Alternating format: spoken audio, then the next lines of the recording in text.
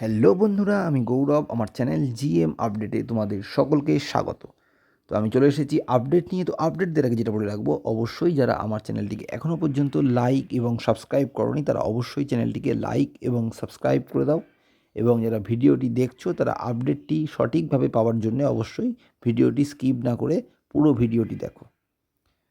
তো যে আপডেট রয়েছে, পাকিস্তানের এয়ারবেস কার্যত বন্ধ করে দিল। ব্রহ্মসেই এই কামাল হয়েছে বলা যায়।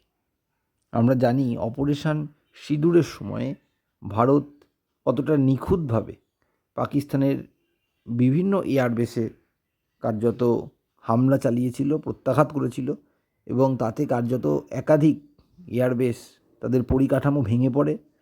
কার্যত পাকিস্তানকে বিমানবন্দরই বন্ধ করে দিতে হয়েছিল। এই সমস্ত এয়ারবেসগুলো কার্যত বন্ধ করে দিতে হয়েছিল।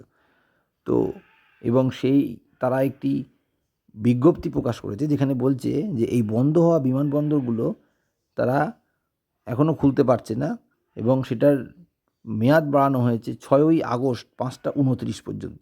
অর্থাৎ ভারতের হামলায় ক্ষতিগ্রস্ত এই বিমানবন্দরগুলি, বিশেষ করে নূর খান এয়ারবেস যেখানে সবথেকে বেশি ক্ষয়ক্ষতি হয়েছিল, এবং সেটা ছাড়া আরও একাধিক এয়ারবেস আছে, তো সেগুলোর যে এখনও মেরামতি সম্ভব হয়নি, এই বিজ্ঞপ্তি থেকেই সেটা পরিষ্কার হয়ে যাচ্ছে। এবং এই ব্রহ্মস ক্ষেপণাস্ত্রটি একটি সুপারসনিক ক্রুজ ক্ষেপণাস্ত্র, যেটি কিন্তু বিশ্বের মধ্যে একটা অত্যন্ত উন্নত দরের ক্ষেপণাস্ত্র, এবং বিশ্বের যে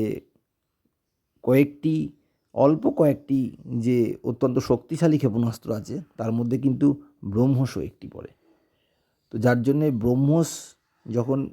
ভারত ব্রহ্মস নিয়ে যখন পাকিস্তানের ওপরে প্রত্যাঘাত করেছিল, তখন কিন্তু কার্যত গোটা বিশ্ব ভারতের এই ক্ষমতায় কার্যত অবাক হয়ে গিয়েছিল, যে ভারতেরও কতটা ক্ষমতা, সামরিক ক্ষমতা, সেটাতেই কার্যত স্তম্ভিত হয়ে গিয়েছিল একাধিক দেশ। যার জন্যে অনেক দেশ থেকেই এখন কার্যত ব্রহ্মস মিসাইল কিনতে চাইছে। আর এই ব্রহ্মস মিসাইলটাকেই কিন্তু এবারে ভারত আরও সুপারসনিক থেকে কার্যত হাইপারসনিক যাতে কী করে করা যায়, সেই দিকে ইতিমধ্যেই ভারতীয় সেনাবাহিনীর নজর রয়েছে, এবং তারা সেই ব্যবস্থাই করছে। ফলে ভবিষ্যতে কিন্তু এই ব্রহ্মসের মধ্যে দিয়ে কিন্তু এই ব্রহ্মস মিসাইল কিন্তু আরও শক্তিশালী হয়ে যাচ্ছে।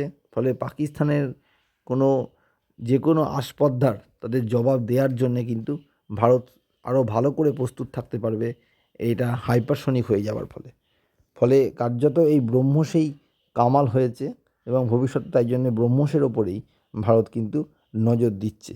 আর তার জন্যই কার্যত বলা যেতে পারে যে পাকিস্তানের এয়ারবেস পর্যন্ত বন্ধ হয়ে গিয়েছে।